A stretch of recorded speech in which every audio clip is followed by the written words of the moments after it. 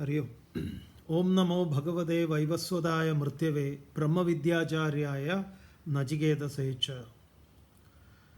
മൃത്യു എന്ന മഹാപ്രതിഭാസത്തിനും അതുതന്നെയാണ് ബ്രഹ്മവിദ്യയുടെ ആചാര്യനായി ഭാരതീയ ദർശനം പരിഗണിക്കുന്നത്. അതുപോലെ ശിഷ്യനായിട്ടുള്ള നചികേതസനും എങ്ങനെയാണോ ഭഗവത്ഗീതയിൽ ഭഗവാനും അർജുനൻ നമ്മുടെയൊക്കെ പ്രതിനിധിയായി നിലകൊള്ളുന്നത്, അതുപോലെ നചികേതസും ഇവിടെ നമ്മളെയൊക്കെ പ്രതിനിധാനം ചെയ്യുന്നു. ഖഡോപനിഷത്ത് അതിൻ്റെ ഏറ്റവും അതിമനോഹരമായിട്ടുള്ള ഒരു ഭാഗത്തേക്ക് പ്രവേശിച്ചിരിക്കുന്നു. വളരെ സംപ്രീതനായ യമധർമ്മൻ നചികേതസിന് 3 ദിവസം അവിടെ കഴിഞ്ഞു എന്നുള്ളത് കൊണ്ട് തന്നെ 3 വരങ്ങൾ പ്രദാനം ചെയ്തു. നിനക്ക് എന്താണോ ഇഷ്ടപ്പെട്ടത് അത് നിനക്ക് ആവശ്യപ്പെടാം. അതിൻ്റെ നചികേതസിനെ സംബന്ധിച്ച് അവൻ്റെ ജീവിതത്തിൽ ഏറ്റവും മുഖ്യമായി അവൻ പരിഗണിക്കുന്നത് അച്ഛൻ ശാന്തസങ്കല്പനായി ഭയപ്പാടോ മറ്റേതെങ്കിലും തരത്തിലുള്ള വികാര വിചാരങ്ങൾക്ക് അടിപ്പെട്ട് അദ്ദേഹത്തിൻ്റെ നിദ്രയും മറ്റും തടസ്സപ്പെടാതിരിക്കട്ടെ. എന്നോട് അദ്ദേഹം നന്നായി സംസാരിക്കുന്ന ഒരാളായിരിക്കണം. മൃത്യുമുഖത്ത് നിന്ന് തിരിച്ചു പോകുന്നവനാണ് ഞാൻ. ഇത്രയും പറഞ്ഞ് ആദ്യത്തെ വരം ഞാൻ വരിച്ചിരിക്കുന്നു. ശാന്തസങ്കല്പ സുമനായ യഥാസ്യാത് വീതമന്യു ഗൗതമോ മാഭിമൃത്യോ ത്വത്പ്രസൃഷ്ടം മാഭിവദേത് പ്രതീത ഏതത്രയാണാം പ്രഥമം വരം വൃണേ. അങ്ങനെ ഞാൻ 1ാമത്തെ വരം വരിച്ചിരിക്കുന്നു. ഇതാകുന്നു എൻ്റെ 1ാമത്തെ വരം. അതിന് യമധർമ്മൻ കൊടുക്കുന്ന മറുപടിയാണ്. ആ വരത്തെ യമധർമ്മൻ അപ്രൂവ് ചെയ്തോ എന്നുള്ളതാണ് ഉപനിഷത്തിലെ 11ാമത്തെ മന്ത്രത്തിൽ മൃത്യു പറയുന്നത്. യഥാ പുരസ്താദ് ഭവിതാ പ്രതീത ഔദ്ധാലഗീരാരുണിർമത് പ്രസൃഷ്ടഃ സുഖം രാത്രി ശൈതാവീതമന്യുഃ ത്വാം ദദൃശിവാൻ മൃത്യുമുഖാത് പ്രമുക്തം. യഥാ പുരസ്താദ് ഭവിതാ പ്രതീത ഔദ്ധാലഗീരാരുണിർമത് പ്രസൃഷ്ടഃ സുഖം രാത്രി ശൈതാവീതമന്യുഃ ത്വാം ദദൃശിവാൻ മൃത്യുമുഖാത് പ്രമുക്തം. ഹേ നചികേതസേ, നിനക്ക് ഞാൻ ഇതാ ഉറപ്പ് തരും. എന്താണ്? നിന്റെ അച്ഛനായിട്ടുള്ള ഉദ്ധാലകൻ. എങ്ങനെയുള്ള ഉദ്ധാലകൻ? ആരുണി ഔദ്ധാലകി. അരുണൻ്റെ ആരുണിയായ അരുണപുത്രനായിട്ടുള്ള ഔദ്ധാലകി, ഉദ്ധാലക ഋഷി, ഗൗതമൻ എന്നും പേര്. ആ ഗൗതമൻ എങ്ങനെയാണോ പുരസ്താത് യഥാ തഥാ, മുൻപ് നീ എൻ്റെ അടുത്തേക്ക് വരുന്ന സമയത്ത് അദ്ദേഹത്തിൻ്റെ മനോവിചാരങ്ങളും മറ്റും കാര്യങ്ങളൊക്കെ എങ്ങനെയായിരുന്നോ അതുപോലെ തന്നെ തഥാ അപ്രകാരം തന്നെ ആയിരിക്കും. പ്രതീത പ്രീതനായിട്ട് ഭവിത തീരും. അതിൽ നിനക്ക് ഒരു ഭയം വേണ്ട.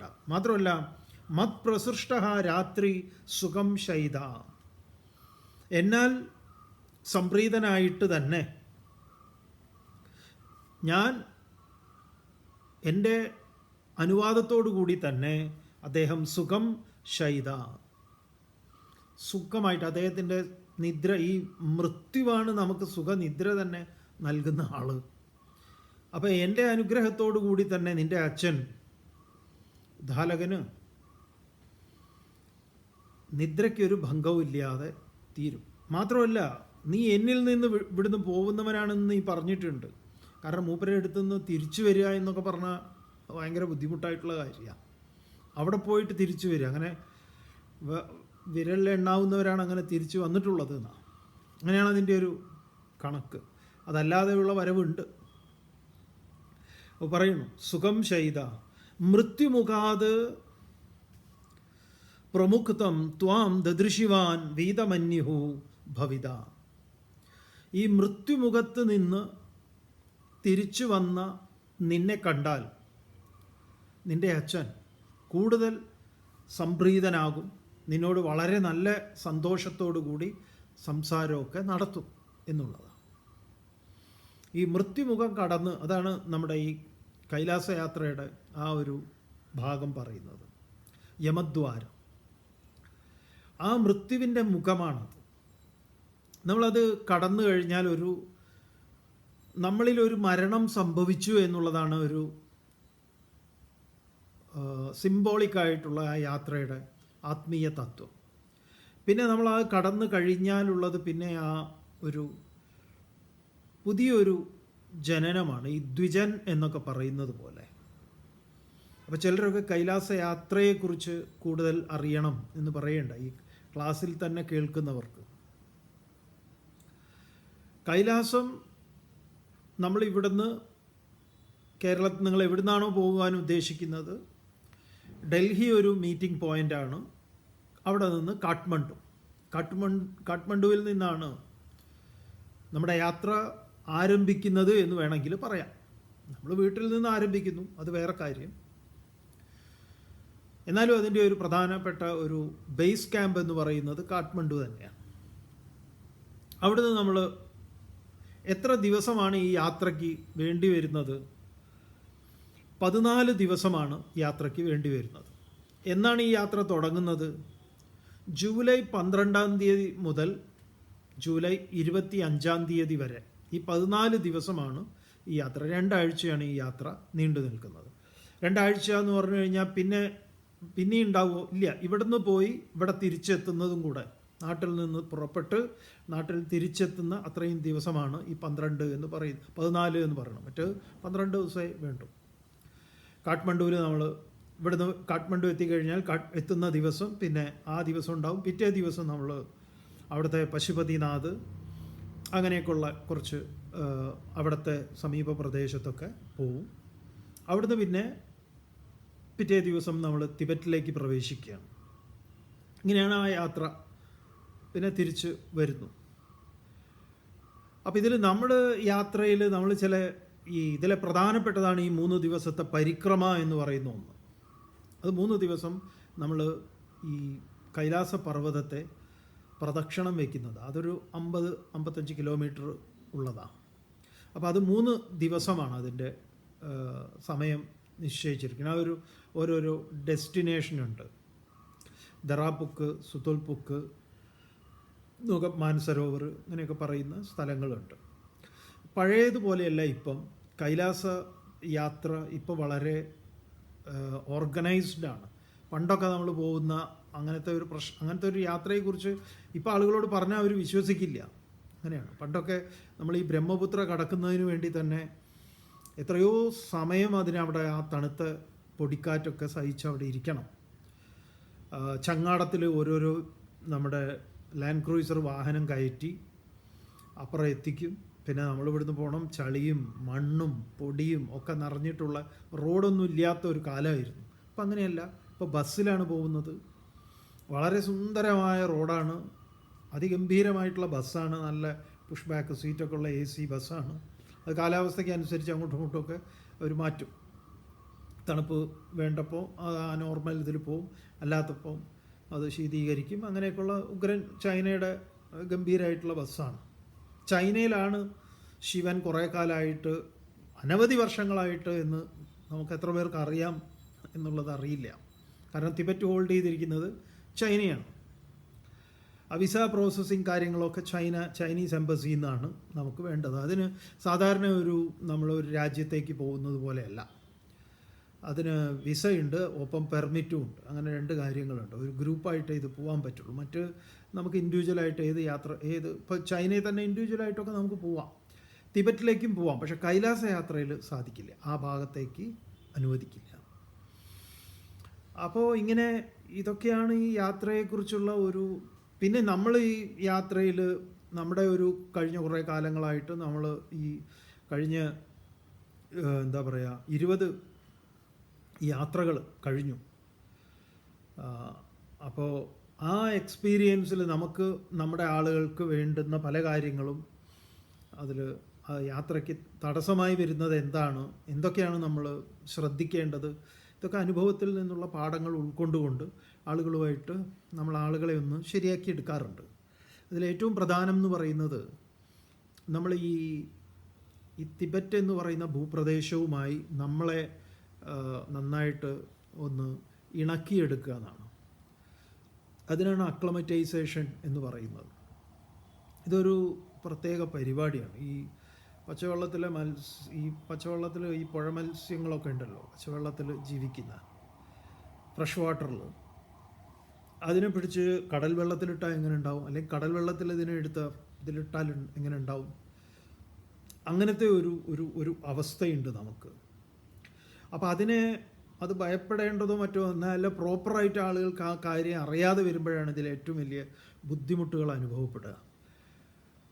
അപ്പോൾ അതിൻ്റെ ചില ടിപ്സും കാര്യങ്ങളൊക്കെ ഉണ്ട്. അത് നമ്മളവിടെ കാഠ്മണ്ഡുവിൽ പോയി കഴിഞ്ഞാലാണ് ആളുകൾക്ക് അതൊക്കെ അവരെ ഒന്ന് സെറ്റാക്കുക. ആ സെറ്റാക്കൽ പരിപാടികളൊക്കെ ഉണ്ട്. അതാണ് ഇതിൻ്റെ ഏറ്റവും വലിയ ഈ പരിക്രമ കംപ്ലീറ്റ് സക്സസ് ആവുന്നത് അവിടെ. കഴിഞ്ഞ പ്രാവശ്യത്തെ ഞങ്ങളുടെ യാത്ര കംപ്ലീറ്റ് ആളുകളും പരിക്രമ ചെയ്തു, നമ്മളും അവരുടെ കൂടെ ഉണ്ടായിരുന്നു. അപ്പോൾ വരാൻ ആഗ്രഹിക്കുന്നവർ വേണ്ടത് എന്താണെന്ന് പറഞ്ഞാൽ പാസ്പോർട്ട് 6 മാസത്തെ ഈ പാസ്പോർട്ട് റിന്യൂവലിൻ്റെയൊക്കെ വാലിഡിറ്റി ഉണ്ടായിരിക്കണം.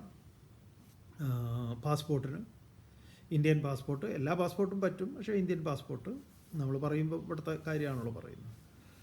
പിന്നെ കാഠ്മണ്ഡു ടു കാഠ്മണ്ഡു, അങ്ങനെയാണ് നമ്മുടെ യാത്രയുടെ ഒരു പാക്കേജ് വരുന്നത്. നമ്മൾ നാട്ടിൽ നിന്നും ഇവിടുന്ന് തന്നെ ആളുകളൊക്കെ സംഘടിച്ച് അങ്ങനെ കോഴിക്കോട് നിന്നും തിരുവനന്തപുരത്തു നിന്നും കൊച്ചിയിൽ നിന്നും ചെന്നൈ, മുംബൈ, ബാംഗ്ലൂർ, അങ്ങനെ പല സ്ഥലങ്ങളിൽ നിന്നും വരും. മിക്കവാറും ഞങ്ങൾ ഡൽഹിയിലായിരിക്കും ഒരു പോയിന്റ്. ആ ഡൽഹിയിൽ നിന്ന് കാഠ്മണ്ഡുവിലേക്കൊക്കെ പോകുന്നത് ഒരുമിച്ചായിരിക്കും. ഇതാണ് അതിൻ്റേത്. അപ്പോൾ ചിലപ്പോൾ 2 ദിവസമൊക്കെ നേരത്തെ നമ്മൾ അവിടെ കാഠ്മണ്ഡുവിലൊക്കെ എത്തുക, അങ്ങനെയുള്ള കാര്യങ്ങളൊക്കെ ഉണ്ടാവും. അപ്പോൾ നിങ്ങൾ ഇതിൽ വരാൻ നിങ്ങൾക്ക് താല്പര്യമുണ്ടെങ്കിൽ, പിന്നെ പ്രധാനമായിട്ട് അറിയേണ്ടത് ഇതിൻ്റെ ചിലവ് എത്ര വരും എന്നുള്ളത്. അതൊരു 2.25 ലക്ഷം മുതൽ 2.5 ലക്ഷം അതിൻ്റെയൊക്കെ ഇടയിലാണ് ഇതിൻ്റെ ചിലവ് വരുന്നത്. കാരണം അത് ചിലവുള്ള കാര്യമാണ്. അപ്പോൾ ഇതൊക്കെയാണ് ഇതിൻ്റെ സാമാന്യമായിട്ടുള്ള വിവരങ്ങൾ. കൂടുതൽ നിങ്ങൾ അറിയണമെങ്കിൽ നിങ്ങൾ നമ്മുടെ SOBG.org എന്ന് പറയുന്ന വെബ്സൈറ്റിൽ നിങ്ങൾക്ക് നോക്കിയാൽ അതിൻ്റെ ഡീറ്റെയിൽ കിട്ടും. അതെല്ലാം നിങ്ങൾ വാട്സാപ്പ് ചെയ്താൽ മതി 9446033331 എന്നുള്ളതിൽ. അപ്പോൾ നമ്മളതിൻ്റെ എല്ലാ ഡീറ്റെയിലും നിങ്ങൾക്ക് അയച്ചു തരും. ഇതാണ് കൈലാസയാത്രയെക്കുറിച്ചുള്ള അറിയിപ്പും കൈലാസയാത്രയെക്കുറിച്ച് അത്യാവശ്യം കാര്യങ്ങൾ നമ്മൾ പറഞ്ഞു എന്ന് തോന്നുന്നു. ഇനി നിങ്ങൾക്ക് കൂടുതൽ എന്തെങ്കിലുമൊക്കെ അറിയണമെങ്കിൽ നിങ്ങൾക്കതിൻ്റെ മറ്റു കാര്യങ്ങൾ എന്തെങ്കിലും ഡീറ്റെയിൽ ആയിട്ട് അറിയേണ്ടതുണ്ടെങ്കിൽ വാട്സപ്പ് ചെയ്താൽ മതി. ഇത് സാമാന്യേന പറഞ്ഞതാണ്. ശരി, ഇവിടെ യമധർമ്മൻ നചികേതസിനോട് പറയണു, നീ ഏതായാലും ഇവിടുന്ന് തിരിച്ചു പോകും. അപ്പോൾ ഇത് പറഞ്ഞതുകൊണ്ടാണ് ഇത് വീണ്ടും പറയുന്നതെന്ന്. മൃത്യുമുഖം എന്ന് പറയുന്ന ഒന്ന്, യമദ്വാരം. അവിടുന്ന് നീ യഥാ പുരസ്താത് ഭവിതാ പ്രതീത ഉദ്ധാലഗീരാരുണിർമത് പ്രസൃഷ്ട സുഖം രാത്രി ശൈതാവീതമന്യു ത്വാം ദദൃശിവാൻ മൃത്യുമുഖാത് പ്രമുക്തം. മൃത്യുമുഖത്തിൽ നിന്ന് തിരിച്ചെത്തിയിട്ടുള്ള നിന്നോട് അച്ഛൻ സന്തോഷവാനായിട്ട് തന്നെ പെരുമാറും. അതേസമയം ഇപ്പം അച്ഛൻ്റെ നിദ്രയ്ക്ക് യാതൊരു ബുദ്ധിമുട്ടും ഉണ്ടാവില്ല. അച്ഛൻ നല്ല സുഖമായിട്ട് ഉറങ്ങും. ഇതാണ് മോനെ നീ ചോദിച്ച ആദ്യത്തെ വരത്തെ ഞാൻ അപ്രൂവലാക്കി, സീൽ ചെയ്ത് ഡൺ എന്ന് യമൻ പാസ്സാക്കി എന്ന് പറയാം. അപ്പോൾ ഒന്നാമത്തെ വരം നചികേതസ് വരിച്ചത് അങ്ങനെയാണ്. ഇനി 2 ബാലൻസ് ഉണ്ട്. അതിൽ രണ്ടാമത്തത് ഇവൻ വീണ്ടും നചികേതസ് ആവശ്യപ്പെടുന്നു. രണ്ടാമത്തത് എന്താണ്? നചികേതസ് പറയുകയാണ്, സ്വർഗേ ലോകേ ന ഭയം കിഞ്ചനാസ്തി ന തത്രത്വം ന ജരയാ ഭിഭേദി ഉഭേ തീർത്വാ അശനായാ പിപാസേ ശോകാദിഗോ മോദതേ സ്വർഗലോകേ. സ്വർഗേ ലോകേ ന ഭയം കിഞ്ചനാസ്തി ന തത്രത്വം ന ജരയാ ഭിഭേദി ഉഭേ തീർത്തേ ശനായാ പിപാസേ ശോകാദിഗോ മോദതേ സ്വർഗലോകേ. ഞാൻ ചിലത് കേട്ടിട്ടുണ്ട്. എന്താണ്? സ്വർഗേ ലോകേ ന ഭയം കിഞ്ചന അസ്തി. സ്വർഗലോകത്തിൽ ജീവിക്കുന്നവർക്ക് ഭയപ്പാട് ഇല്ലേ ഇല്ല എന്ന് ഞാൻ കേട്ടിട്ടുണ്ട്. കിഞ്ചന ഒരല്പമെങ്കിലും ഇല്ല. കാരണം എന്തുകൊണ്ടാ? തത്ര ത്വം ന, അവിടെ നിങ്ങളില്ല എന്നുള്ളത് കൊണ്ട് തന്നെ അവിടെ ആരില്ല? യമനില്ല. നിങ്ങളെ പേടിക്കേണ്ടതില്ല. അവിടെ ഫ്രീ ആണ്. ഡ്യൂട്ടി ഫ്രീ എന്ന് പറയുന്ന പോലെയാണ്, എല്ലാം ഡ്യൂട്ടി ഫ്രീ ആണ് അവിടെ. ഈ ഡ്യൂട്ടി ഫ്രീയിലൊക്കെ പോയി കഴിഞ്ഞാൽ നമ്മൾ പേയ്മെൻറ്റ് കൊടുക്കണം. ഇവിടെ പേയ്മെൻറ്റും വേണ്ട, എല്ലാം ഫ്രീയാണ്. പിന്നെ നചികേതസ് ആ സ്വർഗത്തെക്കുറിച്ച് പറയുന്ന ഒരു വിശേഷപ്പെട്ട ഒന്ന്, ന ജരയാ ബിഭേദി. അവിടെ ജര എന്ന് പറയുന്നതും ഇല്ല. ജരാനരയെക്കുറിച്ച് പേടിക്കേണ്ടതില്ല. അതുകൊണ്ട് ഡൈ ഒന്നും അവിടെ കച്ചവടമാവില്ല. അതിൻ്റെ ആവശ്യമില്ല. ബ്യൂട്ടി പാർലറുകളോ ഇത്തരം കോസ്മെറ്റിക് ഉത്പന്നങ്ങൾക്കൊന്നും അവിടെ നിലനിൽപ്പില്ല. കാരണം എന്താ? അതിൻ്റെ ആവശ്യമില്ല അവിടെ. അല്ലാതെ തന്നെ ആളുകൾ സുന്ദരന്മാരും സുന്ദരികളും ഈ പറഞ്ഞ പോലെ ജരാനരകളൊന്നും ഇല്ലാത്ത അവസ്ഥയിൽ മൃത്യു എന്ന് പറയുന്നതും ഇല്ലാത്ത ഒരു ലോകമാണ് എന്ത്? സ്വർഗം. അപ്പം സ്വർഗേ ലോകേ ന ഭയം കിഞ്ചനാസ്തി ന തത്രത്വം ന ജരയാഭിഭേദി. ജരയെക്കുറിച്ചുള്ള ഭയം വേണ്ട, അങ്ങയെക്കുറിച്ചുള്ള ഭയവും വേണ്ട, അങ്ങും അവിടെ ഇല്ല. മാത്രമല്ല അശനായ പിപാസേ, ഈ ദാഹം വിശപ്പ് എന്ന് പറയുന്നതും അതിനെ രണ്ടിനെയും ഉഭയ തീർത്തുക, ഈ രണ്ടിനെയും തീർത്തിട്ട് ശോകാധിക, ഈ ശോകമോഹങ്ങളെ, എല്ലാ തരത്തിലുള്ള ദുഃഖങ്ങളെയും വിപരീതങ്ങളെയും ജയിച്ച അവർ സ്വർഗലോകെ മോദതേ, ആ സ്വർഗത്തെ അവർ ആനന്ദത്തോടുകൂടി അനുഭവിക്കും. ഇങ്ങനെ ഞാൻ കേട്ടിട്ടുണ്ട്. അപ്പോൾ സ്വർഗത്തെക്കുറിച്ച് നചികേതസ് ഒരു ചെറിയൊരു ലഘു വിവരണം മൂപ്പരുടെ മുന്നിൽ വെച്ചു. എന്നിട്ട് വീണ്ടും പറയാം, സത്വമഗ്നിം സ്വർഗമധ്യേഷി മൃത്യോ പ്രബ്രൂഹിത്വം ശ്രദ്ധധാനായ മഹ്യം സ്വർഗലോക അമൃതത്വം ഭജന്ത ഏതദ്വിതീയേന വൃണേ വരേണ. രണ്ടാമത്തെ വരം മൂപ്പര് ദാ, ഏതത് ദ്വിതീയേന വൃണേ വരേണ. ഇതാ രണ്ടാമത്തെ വരം ഞാൻ വരിച്ചിരിക്കുന്നു. എന്താണ്? സത്വമഗ്നിം സ്വർഗമധ്യേഷി മൃത്യോ. ഹേ മൃത്യു, അല്ലയോ മൃത്യുദേവ, സഹത്വം, അങ്ങ് എനിക്ക് സ്വർഗ്യം അഗ്നിം അധ്യേഷി, അങ്ങ് ഈ സ്വർഗപ്രാപ്തിക്കുതകുന്ന, അവിടേക്ക് എങ്ങനെയാണ് കയറിക്കൂടുക, അവിടെ എത്താൻ എന്താണ് വഴി, അത് അങ്ങ് അറിയുന്നതിന് ആ അഗ്നിം അധ്യേഷി, അങ്ങേക്ക് ആ അഗ്നിവിദ്യ അറിയാം. ഈ ഭാരതീയ സംസ്കൃതിയിൽ അല്ലെങ്കിൽ ഉപനിഷത്തിലൊക്കെ തന്നെ ഈ അഗ്നിവിദ്യ എന്ന് പറയുന്ന ഓരോരോന്നുമായിട്ട് ബന്ധപ്പെട്ടിട്ടുള്ള അറിവാണ്. അതുകൊണ്ട് അതറിയുന്ന ആളാണ് അങ്ങ്. അതിന് കേവലം തീ കൊടുക്കുക എന്ന് മാത്രമല്ല, ആ അറിവിനെ അങ്ങനെയാണ് പറയുന്നത്. ജ്ഞാനാഗ്നി, അറിവിനെ അഗ്നിയോടാണ് സാദൃശ്യപ്പെടുത്തിയിട്ടുള്ളത്. അതറിയുന്ന ആളാണ് അങ്ങ്. അതുകൊണ്ട് ശ്രദ്ധധാനായ മഹ്യം, അങ്ങേയറ്റം ശ്രദ്ധയുള്ള എനിക്കായിക്കൊണ്ട്. അനുവേൻ നചികേതസിനെ സ്വയം പരിചയപ്പെടുത്തുക. ശ്രദ്ധധാനായ മഹ്യം, എങ്ങനെയുള്ള ഞാനാണ്? അങ്ങേയറ്റം ശ്രദ്ധയുള്ളവനാണ്. ആ എനിക്കായിക്കൊണ്ട് പ്രബ്രൂഹി, നന്നായി പ്രകർഷേണ ബ്രൂഹി, നന്നായി പറഞ്ഞു തന്നാലും. എന്താ പറഞ്ഞു തരേണ്ടത്? അവിടേക്ക് എങ്ങനെ എത്താം? ഏത് സ്വർഗത്തിലേക്ക്. ഏന ചിതേന, ഏതൊരു അഗ്നിയെ ചയനം ചെയ്താലാണോ, ഏത് രൂപത്തിലാണോ അതിൻ്റെ ആ കർമ്മങ്ങൾ, എന്തൊക്കെ അനുഷ്ഠാന പദ്ധതികളാണ് അതിന് വേണ്ടുന്നത് എന്നുള്ളത് എന്നോട് പറയും. എന്നിട്ടോ സ്വർഗലോകാഹ അമൃതത്വം ഭജന്തേ, സ്വർഗലോകത്തിൽ, ആ സ്വർഗമാകുന്ന ലോകത്തോട് കൂടിയിട്ടുള്ള ആളുകൾ അമൃതത്വം, മരണമില്ലാത്ത അവസ്ഥയെ പ്രാപിക്കുന്നു. അപ്പോൾ പിന്നെ മൂപ്പരെ പേടിക്കേണ്ട കാര്യമില്ലല്ലോ. അപ്പോൾ ആൾ മിടുക്കനാണ് നചികേതസ്. ഇവിടുന്ന് തിരിച്ചു പോകണമെങ്കിൽ മൂപ്പരുടെ ഇത് വേണം, പെർമിഷനും അച്ഛൻ അതുപോലെ സന്തോഷമായിട്ടിരിക്കാൻ വേണം. രണ്ടാമത്തതോ, മൂപ്പരന്നെ ഇല്ലാത്തൊരു ലോകത്തിലേക്ക് മൂപ്പരുടെ അടുത്ത് നിന്ന് തന്നെ അതിൻ്റെ കുട്ടൻസൊക്കെ പഠിച്ചെടുക്കുക. ആള് മിടുക്കനാ.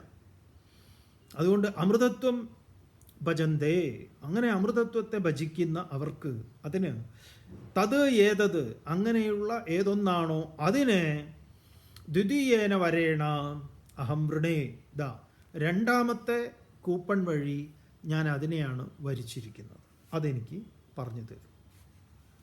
അപ്പോൾ അവിടെ എത്തിക്കഴിഞ്ഞാൽ പിന്നെ എന്തില്ല? മൃത്യുഭയമില്ല, അങ്ങില്ല, ജരയില്ല, നരയില്ല, വിശപ്പില്ല, ദാഹമില്ല. പോരെ, ഇതൊക്കെ പോരെ മച്ചാനെ എന്നാണ്.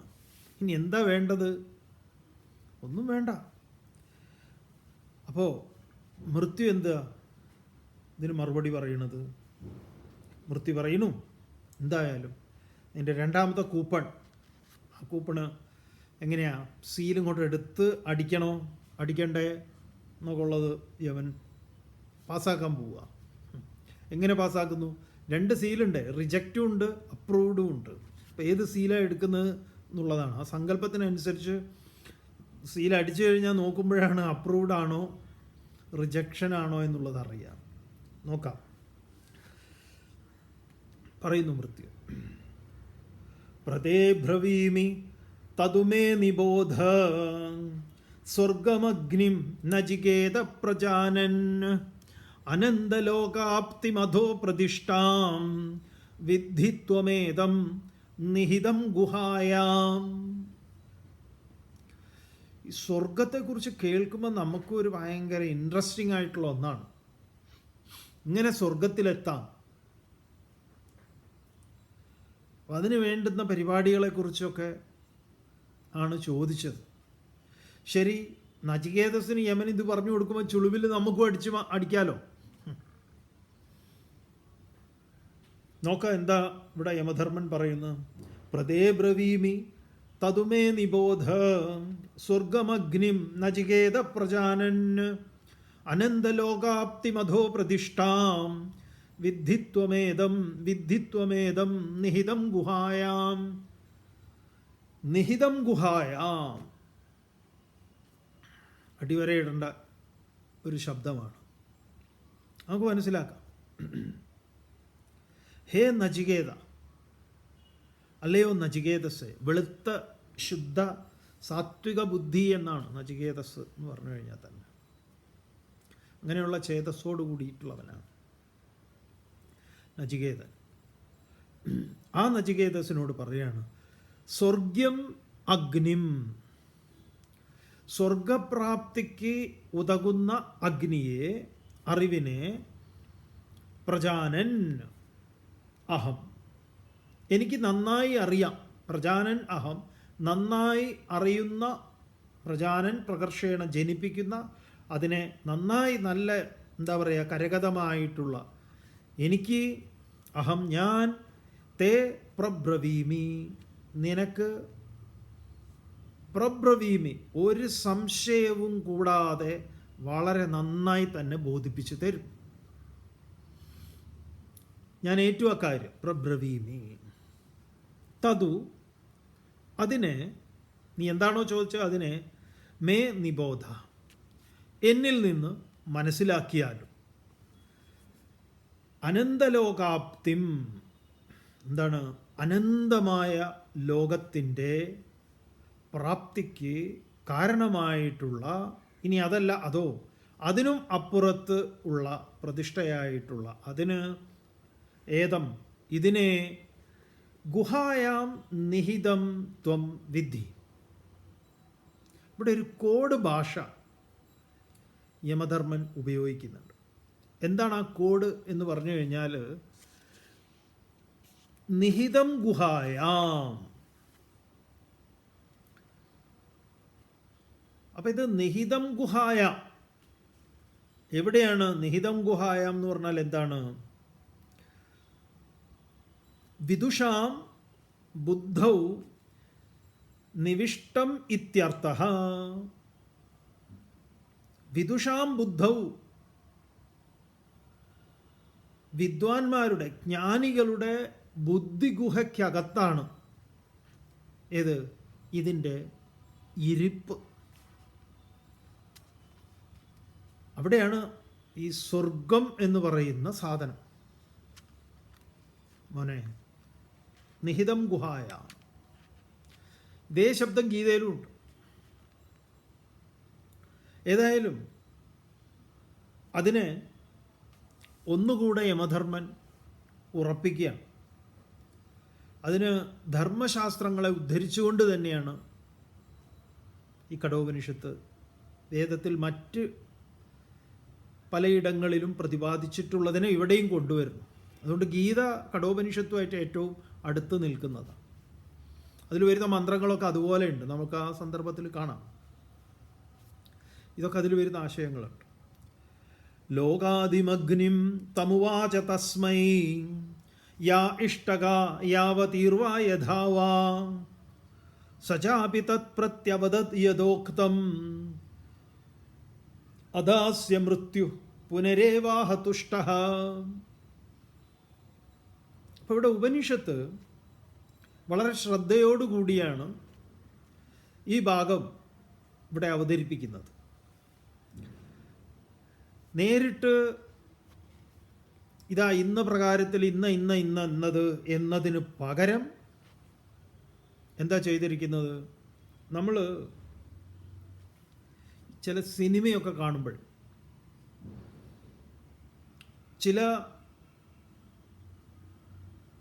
ചിലർ തമ്മിലുള്ള പ്രധാനപ്പെട്ട സംഭാഷണം, ഒരു ക്രൈം നടന്നതിനെക്കുറിച്ചുള്ള ഇൻവെസ്റ്റിഗേഷനുമായിട്ട് ബന്ധപ്പെട്ടത്, ഇങ്ങനെ പലതും ഉണ്ടല്ലോ. അപ്പോൾ പോലീസ് ഓഫീസർ ഇതേപോലെ ഒരാളെ ചോദ്യം ചെയ്യുക. അതിങ്ങനെ കസ്റ്റഡിയിലെടുത്ത് ഇടിച്ചിട്ടുള്ള ചോദ്യം ചെയ്യലൊന്നുമല്ല, അല്ലാതെ വളരെ സൗഹൃദ രൂപത്തിലൊക്കെയാണ്. അങ്ങനെ മൂപ്പര് ചോദ്യം ചെയ്ത് അങ്ങനെ അങ്ങനെ അന്വേഷിച്ചറിയുന്നതിൻ്റെ കൂട്ടത്തിൽ, ഓരോരോ കാര്യങ്ങളും പറഞ്ഞതിൻ്റെ കൂട്ടത്തിൽ മൂപ്പര് വളരെ സ്വകാര്യമായിട്ട് ചില കാര്യം പറയും. അപ്പോൾ ഇത് ഈ സിനിമയിൽ ആ സമയത്ത് ഓഡിയോ മ്യൂട്ടായിരിക്കും. പ്രേക്ഷകരായിട്ടുള്ള നമ്മളെ അത് കേൾപ്പിക്കില്ല, കാരണം അപ്പം കേൾപ്പിക്കാൻ പാടില്ല. അപ്പോൾ സിനിമയ്ക്ക് എന്താ പറയുക, ഒരു ത്രില്ലുണ്ടാവില്ല, സസ്പെൻസ് ഉണ്ടാവില്ല. അപ്പോൾ അതിൻ്റെ സസ്പെൻസായിട്ട് ഇവർ എന്തായിരുന്നു ഇയാൾ ഈ ഓഫീസറോട് പറഞ്ഞത് എന്നുള്ളത് പിന്നീട് അവസാനമാണ് നമുക്ക് മനസ്സിലാവുക. അവസാനം അത് കാണിക്കും എന്താണെന്നുള്ളത്. അപ്പോൾ ഇവിടെ അങ്ങനെ ഒരു മ്യൂട്ടാണ്. ആര്? ഈ നചികേതസ്സും യമധർമ്മൻ എന്താണ് നചികേതസ്സിന് പറഞ്ഞു കൊടുത്തത്? അതിനിവിടെ ഇങ്ങനെയാണ് പറയുന്നത്: ലോകാദിമഗ്നിം തമുവാച തസ്മൈ യാ ഇഷ്ടക യാവതീർവാ യഥാവാ സചാപി തത് പ്രത്യവദത് യദോക്തം അദാസ്യ മൃത്യു പുനരേവാഹ തുഷ്ടഃ. ലോകാദിം, ലോകത്തിന് മുഴുവൻ ആദിയായിട്ടുള്ള തം, അതിനെ. ഈ അഗ്നിവിദ്യയ്ക്ക് ഇവിടെ നല്ലൊരു ഇൻട്രൊഡക്ഷനൊക്കെ കൊടുക്കുന്നുണ്ട് ഉപനിഷത്ത്. ലോകത്തിന് തന്നെ ആദിയായിട്ടുള്ള ഈ അനുഭവ മണ്ഡലങ്ങളൊക്കെ ഉണ്ടാകുന്നതിന് മുൻപുള്ള അതിനെ, ആ അഗ്നിവിദ്യയെ തസ്മൈ, അവനായിക്കൊണ്ട്, ആർക്ക്? നചികേതസിനായിക്കൊണ്ട് ഉവാച, യമധർമ്മൻ പറഞ്ഞു കൊടുത്തു. എന്നിട്ട് എന്താ പറഞ്ഞു കൊടുത്തത്? ഇഷ്ടകാഹ, ഇഷ്ടികകൾ. ഇഷ്ടിക എന്നുള്ളത് സംസ്കൃത ശബ്ദമാണ്. ഇഷ്ടക, ഇഷ്ടക എന്നാ വരിക. ഇഷ്ടികകൾ യാ, എത്ര എണ്ണം, യാവതി, എത്ര എണ്ണത്തിൽ, ഏത് പ്രകാരത്തിൽ, യഥാവാ, അങ്ങനെ ത്രികോണമായിട്ടാണോ സമചതുരമായിട്ടാണോ വൃത്താകൃതിയിലാണോ, എത്ര ഇഷ്ടികകൾ എങ്ങനെയൊക്കെ നിരത്തണം, ഇഷ്ടികയുടെ കണക്ക് പറഞ്ഞു കൊടുത്തു. യാ ഇഷ്ടക യാവതീർവാ യഥാവാ. എന്നിട്ടോ സച അപി, അവനും, ആ നചികേതസ്സും അതിനെ എന്താണോ മൃത്യു പറഞ്ഞു കൊടുത്തത് അതിനെ യഥാ ഉക്തം പറഞ്ഞതുപോലെ തന്നെ പ്രത്യവദത്. അപ്പം നിനക്ക് ഞാൻ പറഞ്ഞത് മനസ്സിലായോ? പറയൂ, എത്ര ഇഷ്ടിക വീതം, ഏതൊക്കെ വിധത്തിലാണ് എന്ന യമധർമ്മൻ്റെ ചോദ്യത്തിന് നചികേതസ് തിരിച്ച് കൃത്യമായ ഉത്തരം പറഞ്ഞു. അപ്പോൾ ഇവിടെ എത്ര ഇഷ്ടിക, എങ്ങനെ, ഏതെന്ന് ഇവിടെ പറഞ്ഞോ ഉപനിഷത്ത്? ഇല്ല. ഇവിടെ പറഞ്ഞത് എന്താണ്? ഒരു ക്ലൂ ആണ് പറഞ്ഞത്. എന്ത്? ബുദ്ധിഗുഹയ്ക്കകത്താണ് നീ അന്വേഷിക്കുന്ന ഈ സാധനം, അതും ജ്ഞാനികളുടെ നിഹിതം ഗുഹായാം. അവനത് പ്രത്യവദത് തിരിച്ചു പറഞ്ഞു. അങ്ങനെ മൃത്യു അസ്യ തുഷ്ടഃ പുനഃ വീണ്ടും ആഹ.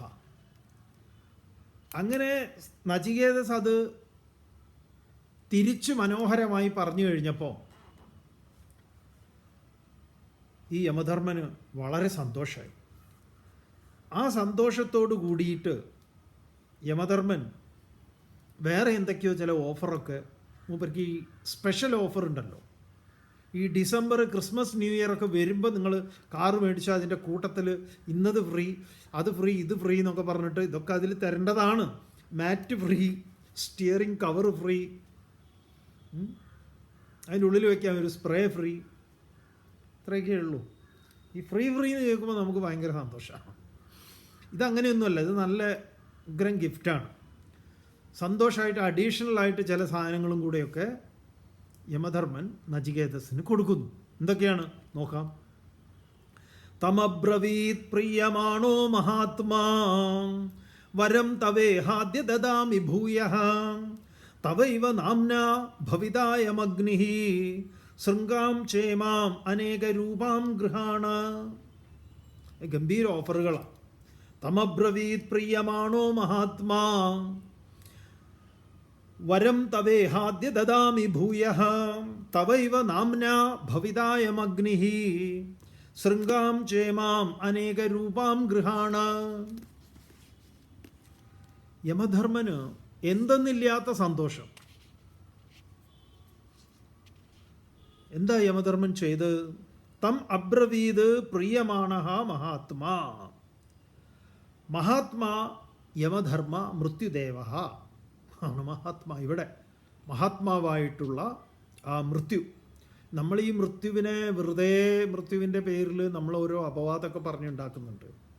ഒരു കാരുണ്യമില്ലാത്ത, ഒരു ദയവുമില്ലാത്ത ഒരു ദുഷ്ടനാണ് എന്നൊക്കെ. അങ്ങനെയല്ലേ അല്ല, അങ്ങേറ്റം സൗന്ദര്യത്തിൻ്റെ മൂർത്തിയാണ് മൃത്യു. ഏറ്റവും സുന്ദരമായതാണ് മൃത്യു. നമ്മുടെ നല്ല ബെസ്റ്റ് ഫ്രണ്ടുമാണ്. അങ്ങനെയുള്ള ആ മൃത്യു, മഹാത്മാ മൃത്യു പ്രിയമാണഃ തം, അവനോട് അങ്ങേയറ്റം സന്തോഷവാനായി. ആരോട്? നചികേതസിനോട്. പ്രിയമാണ്. എന്നിട്ടോ അബ്രവീത് പറഞ്ഞു, സന്തോഷത്തോടു കൂടി അവനോട് പറഞ്ഞു, അദ്യ ഇഹ തവ ഭൂയഃ വരം ദദാമി. ഇതാ ഇന്ന് ഞാൻ ഇവിടെ വെച്ച് നിനക്ക് വീണ്ടും വരം തരുന്നു, കൂടാതെ ചില ഓഫറുകളും കൂടെ നിനക്കായി തരുന്നു എന്ന് പറഞ്ഞ് അവനോടൊന്നും ചോദിക്കാതെ തന്നെ മൂപ്പരെ അങ്ങോട്ട് കൊടുക്കുക. 2 ഓഫറും കൂടെ. എന്തൊക്കെയാണത്? നീ ചോദിച്ചില്ലേ മോനെ ഈ അഗ്നിയെക്കുറിച്ച്? ഏത്? സ്വർഗമഗ്നി. ആ അഗ്നി ഉണ്ടല്ലോ, ഇന്നു മുതൽ അയം അഗ്നി, ഇന്നു മുതൽ തവ നാംന ഏവ പ്രസിദ്ധ ഭവിത. ഇനി നിന്റെ പേരിലാണ് ഈ അഗ്നി അറിയപ്പെടാൻ പോകുന്നത്. പോരെ? ചില റോഡുകളൊക്കെ ഉണ്ടല്ലോ, ഓരോരോ പേരിൽ അറിയപ്പെടുമല്ലോ. ചില ഇപ്പം പേര് മാറ്റലാണല്ലോ നമ്മുടെ പ്രധാന പരിപാടി. ഇപ്പം ഇവിടെ നചികേതസിൻ്റെ പേരിലാണ് യമധർമ്മൻ ഈ അഗ്നി, സ്വർഗവിദ്യയെ സംബന്ധിക്കുന്ന ഈ അഗ്നി, നാചികേത അഗ്നി എന്ന പേരിൽ ഇന്നു മുതൽ ഇത് അറിയപ്പെടും. അത് നിന്നോടുള്ള, നമ്മുടെ സച്ചിൻ തെണ്ടുൽക്കറിനോടുള്ള ആദരസൂചകമായി നമ്മൾ വലിയ സ്റ്റേഡിയം ഉണ്ടാക്കി സച്ചിൻ തെണ്ടുൽക്കറിൻ്റെ പേരിട്ടു. നമ്മുടെ ഇന്ത്യൻ ഫുട്ബോൾ ക്യാപ്റ്റൻ എം വിജയൻ്റെ പേരിൽ അദ്ദേഹത്തിനോടുള്ള ആദരവ്, ജീവിച്ചിരിക്കെ, അങ്ങനെയാണ് സച്ചിനൊക്കെ ജീവിച്ചിരിക്കുകയാണ്. മെസ്സിയുടെ ജീവിച്ചിരിക്കെ തന്നെ മെസ്സി വന്നിട്ട് വലിയ മൂപ്പരുടെ സ്റ്റാച്യു നിർമ്മാണത്തിൽ നമ്മളെ കഴിഞ്ഞിട്ടേ വേറെ ആരുള്ളൂ. നമ്മളതുണ്ടാക്കി. IM വിജയൻ്റെ പേരിൽ നമ്മളിവിടെ വലിയൊരു സ്റ്റേഡിയം പുതുതായിട്ട്, ഒരു പഴയ സ്റ്റേഡിയത്തിന് പേര് മാറ്റിയിടുകയല്ല, പുതിയ സ്റ്റേഡിയം, അതും അദ്ദേഹത്തിൻ്റെ ജന്മനാട് തന്നെയാണ്, തൃശ്ശൂരിൽ. അതിൻ്റെ ഇപ്പോൾ പണി കഴിഞ്ഞു തോന്നുന്നുണ്ട്, ഏറെക്കുറെ കഴിഞ്ഞു, ആ പേരിട്ട് കഴിഞ്ഞു തോന്നുന്നുണ്ട്. അങ്ങനെ ഇവിടെ യമധർമ്മൻ എന്ത് ചെയ്തു?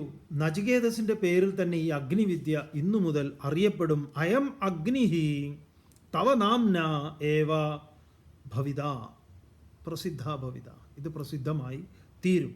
മാത്രമല്ല നചികേതസെ, ഇതാ പിടിച്ചോ, അനേക രൂപാം ഇമാം ശൃംഗാം ഗൃഹാണ, അനേക രൂപത്തോടു കൂടിയിട്ടുള്ള അനേക ശബ്ദങ്ങളും വിചിത്രങ്ങളായിട്ടുള്ള ശബ്ദങ്ങളും അങ്ങേയറ്റം സൗന്ദര്യമാർന്നതായിട്ടുള്ള രത്നവും ഏറ്റവും ലോകത്തിലെ ഏറ്റവും വിലപിടിപ്പുള്ള അതിസുന്ദരമാർന്ന ഒരു മാലയെടുത്ത് അങ്ങോട്ട് ഇദ്ദേഹത്തിൻ്റെ കഴുത്തിലങ്ങോട്ട് ഇട്ട് കൊടുത്തു. ഇതിട്ടങ്ങോട്ട് നടക്കുമ്പോൾ തന്നെ അതിമനോഹരമായ ഒരു നാദമൊക്കെ അതിൽ നിന്ന് വരും. കണ്ടു കഴിഞ്ഞാൽ ആരും ഞെട്ടിപ്പോവും. ആരുടെ ഇതൊക്കെ, ആരുടെ ഇത് എന്ന് ആരും ചോദിക്കും. അങ്ങനത്തെ ഒരു മാല. ഇതും സ്വീകരിച്ചോളൂ, ഇത് സ്വീകരിക്കൂ എന്ന് പറയാം. അപ്പോഴേക്കും നചികേതസിന് വളരെ സന്തോഷമായി. മാത്രമല്ല, ഈ നചികേതസിനെ എത്ര കണ്ട് അഭിനന്ദിച്ചാലും പോരാ എന്നൊരു തോന്നൽ യമധർമ്മനുണ്ടായി. അങ്ങനെ വീണ്ടും യമധർമ്മൻ നചികേതസിനെ പ്രകീർത്തിക്കുകയാണ് 17ാമത്തെ ശ്ലോകം കൊണ്ട്. തൃണാചികേതസ്ത്രിഭിരേത്യസന്ധിം ത്രികർമ്മകൃത്തരതി ജന്മമൃത്യു ബ്രഹ്മജജ്ഞം ദേവമീഢ്യം വിദിത്വാ നിജായേ മാം ശാന്തിമത്യന്തമേതി. തൃണാചികേതസ്ത്രിഭിരേത്യസന്ധിം ത്രികർമ്മകൃത്തരതി ജന്മമൃത്യു ബ്രഹ്മജജ്ഞം ദേവമീഢ്യം വിദിത്വാ നിജായേ മാം ശാന്തിമത്യന്തമേതി. സ്വാമി 2 പ്രാവശ്യം, ചുരുങ്ങിയത് 2 പ്രാവശ്യമെങ്കിലും ശ്ലോകം ചൊല്ലണേ എന്ന് കുറച്ച് ആളുകൾ ഇങ്ങനെ ആവശ്യപ്പെട്ടിട്ടുണ്ട്. ഞങ്ങൾക്കൊന്ന് പഠിക്കാനും കൂടെ വേണ്ടിയിട്ടാണ്. പെട്ടെന്ന് പോണു. ഒന്ന് നോക്കുമ്പോഴേക്കും അടുത്തയിലേക്ക് സ്വാമി അടുത്ത വരി എടുക്കുന്നു. ഏതായാലും നിങ്ങളുടെ ശ്രദ്ധ അതിനെ നമ്മൾ അങ്ങേയറ്റം മാനിക്കുന്നു, ആദരിക്കുന്നു. പഠിക്കാൻ നമുക്ക് ഒരുമിച്ച് പഠിക്കാം. നമുക്കത് വളരെ ഇഷ്ടമുള്ളതാണ്. ഈ ഉപനിഷത്ത് ചൊല്ലുക എന്ന് പറഞ്ഞാൽ നമുക്ക് ഏറ്റവും ആനന്ദമുള്ളൊരു കാര്യമാണ്. ഇരിക്കട്ടെ. തൃണാചികേത സ്ത്രിപിരേത്യ സന്ധിം. തൃണാചികേതനായിട്ട് എന്ന് പറഞ്ഞാൽ അപ്പോഴേക്കും മൂപ്പര് ഇത് പേരിട്ട ആൾ തന്നെ ആദ്യം തന്നെ സംബോധന ചെയ്തത്. അതാണ് യമധർമ്മൻ്റെ അത് വേറൊരു കാര്യം അല്ലേ. ഒരു പേരിട്ട് കഴിഞ്ഞു, പിന്നെ ആ പേരിലാണ് പിന്നെ അതിനെ അഭിസംബോധന ചെയ്യുന്നത്. ഈ തൃണാചികേതനായിട്ട് 3 പ്രാവശ്യം ഈ നാചികേതാഗ്നിയെ ആരാണോ ചയനം ചെയ്യുന്നത് അവന് ഈ അഗ്നി 3 പേരോട്, ഈ അഗ്നിക്ക് 3 പേരോട് ഇതിന് ബന്ധമുണ്ട്. ആരാണത് 3 പേര്? ഏത് ആത്മീയ കാര്യങ്ങളിലും ഈ അഗ്നിയിൽ, അതാണ് നമ്മുടെ ഈ പല യാഗങ്ങളിലും ഗുരുപത്നി എന്ന് പറയുന്നത് വളരെ പ്രധാനപ്പെട്ടതാണ്. അപ്പോൾ ഇവിടെ ത്രിഭി 3 പേര് ആരൊക്കെയാണെന്ന് ചോദിച്ചു കഴിഞ്ഞാൽ, ഒന്ന് അച്ഛൻ, ഒന്ന് അമ്മ, ഒന്ന് ഗുരു. അപ്പോൾ ഈ 3 പേരോട് സന്ധി ചെയ്യപ്പെട്ടിട്ടുള്ളതാണ് ഈ അഗ്നി. ഇത് ഗംഭീരമായിട്ടുള്ള ഒരു സംസ്കാരമാണെന്ന് നോക്കൂ. ഇതൊക്കെ പാടെ തിരസ്കരിച്ചിട്ടുള്ളതല്ല. അങ്ങനെ സന്ധി ചെയ്യപ്പെട്ടിട്ടുള്ള സന്ധി ചെയ്യപ്പെട്ടിട്ടുണ്ട് എന്ന് പറയാം. ഇത് ത്രിഭി 3നോട്, വീണ്ടും ത്രിഭി എന്ന് പറഞ്ഞാൽ പ്രത്യക്ഷം, അതുപോലെ അനുമാനം, അതുപോലെ വേദം, ആഗമം, ഇതിനോടും സന്ധി ചെയ്തിട്ട് ത്രികർമ്മകൃത് 3 കർമ്മം, യാഗം, അധ്യയനം, ദാനം തുടങ്ങിയിട്ടുള്ള കർമ്മങ്ങളും ചെയ്യുന്നവനായിട്ട് ഇതൊക്കെ ഇതിൽ ചെയ്യപ്പെടേണ്ടതാണ്. അതാണ് ഈ അഗ്നിവിദ്യ. എന്നിട്ടോ ജന്മമൃത്യു, പുനരഭി ജനനം പുനരഭി മരണം ഇങ്ങനെയുള്ള ജന്മമൃത്യുവിനെ തരണം ചെയ്തിട്ട് ബ്രഹ്മയജ്ഞം, ബ്രഹ്മസംബന്ധിയായ ബ്രഹ്മത്തെ അറിയുന്ന ആ ബ്രഹ്മത്തിൽ തന്നെ ഈഢ്യം സ്തുതിക്കപ്പെട്ടതായിട്ടുള്ള അതിനെ തം ദേവം ആ ദേവനെ വിദിത്വ അതിനെ അറിഞ്ഞിട്ട് ഇമാം ശാന്തിം അത്യന്തം ഏതി ഈ പരമമായ ശാന്തിയെ, എങ്ങനെയുള്ള ശാന്തിയെ, ഏതാണോ ബുദ്ധി ഗുഹയിൽ നിഹിതമായിട്ടുള്ളത് അതിനെ പ്രാപിക്കുന്നു. ഇത്രയും പറഞ്ഞു. എന്നിട്ടോ വീണ്ടും ഈ അഗ്നിയുടെ ഫലത്തെക്കുറിച്ച് പറയണു. അത് കഴിഞ്ഞ് മൂപ്പരുടെ മൂന്നാമത്തെ വരം അങ്ങോട്ടൊക്കെ എടുക്കും. കുറച്ച് കാര്യങ്ങളും കൂടിയൊക്കെ പറഞ്ഞു. പിന്നെയാണ് ഇവർ രണ്ടുപേരും തമ്മിലുള്ള ഒരു ചെറിയ ഒരു വാഗ്വാദങ്ങളൊക്കെ അങ്ങോട്ട് തുടങ്ങും. യമധർമ്മനും നചികേതസും തമ്മിൽ. അവിടേക്കാണ് ഉപനിഷത്തിൻ്റെ അങ്ങോട്ട് എന്താ പറയുക, സടകുടഞ്ഞെഴുന്നേക്കൽ. അത് നമുക്ക് നാളെ ബാക്കി ഭാഗങ്ങൾ കാണാം. ഓം പൂർണ്ണമദഃ പൂർണ്ണമിദം പൂർണ്ണാത് പൂർണ്ണമുദച്യതേ പൂർണ്ണസ്യ പൂർണ്ണമാദായ പൂർണ്ണമേവാവശിഷ്യതേ. ഓം ശാന്തി ശാന്തി ശാന്തി. ഹരി ഓം. ശ്രീ ഗുരുഭ്യോ നമഃ. ഹരി ഓം.